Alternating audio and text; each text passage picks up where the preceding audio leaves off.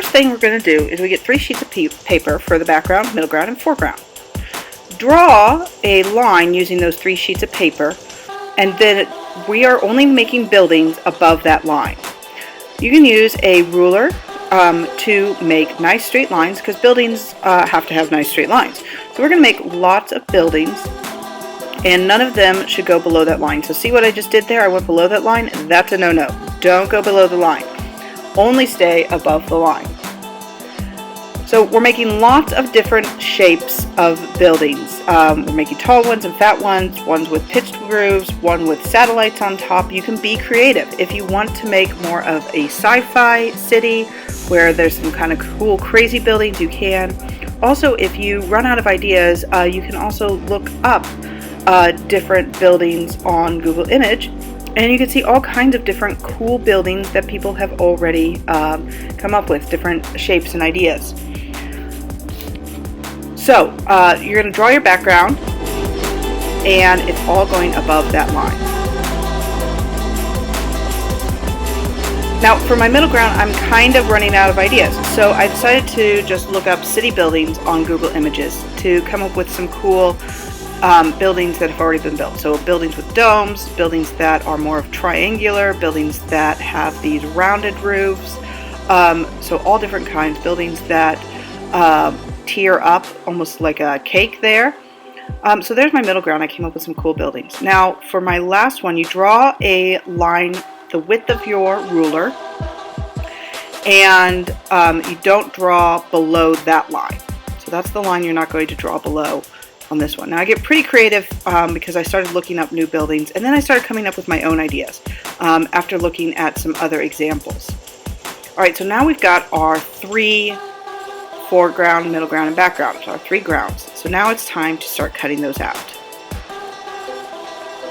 You can see here, when I'm cutting these out, I'm cutting the building down to that horizon line that I drew, and then I'm just going across the horizon line.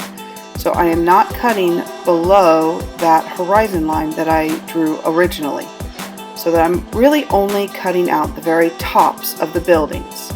So we're only cutting out the tops of the buildings, and we're carefully cutting down to that horizon line, then across the horizon line to the next building, then across to the next one, down across to the next one, around that building, across the horizon line, and down to the next one. We're going to do that for all 3 of these. Remember that for your foreground, your very smallest one, you want to have drawn the width of a ruler horizon line so that you don't cut your buildings off. You want to have some left.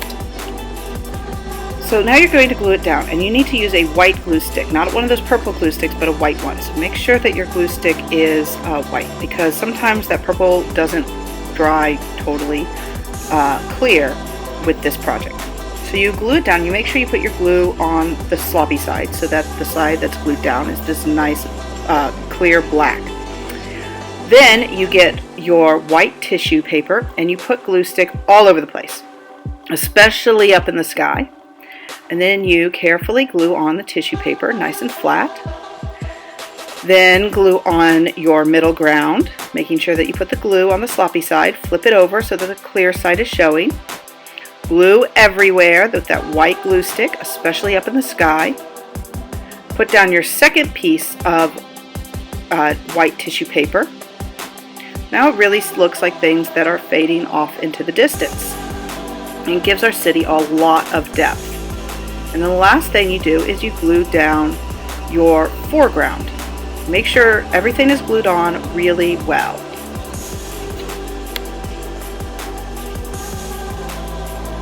The very last thing that you're going to do is in the last ground, the foreground, you can pencil in with a white pencil some details like the windows, or just some other details that sort of define those buildings there in the front. I'm putting some windows in one of them, and I'm sketching out with a regular pencil so I can easily erase, and then drawing it in with a white pencil so that it will show up.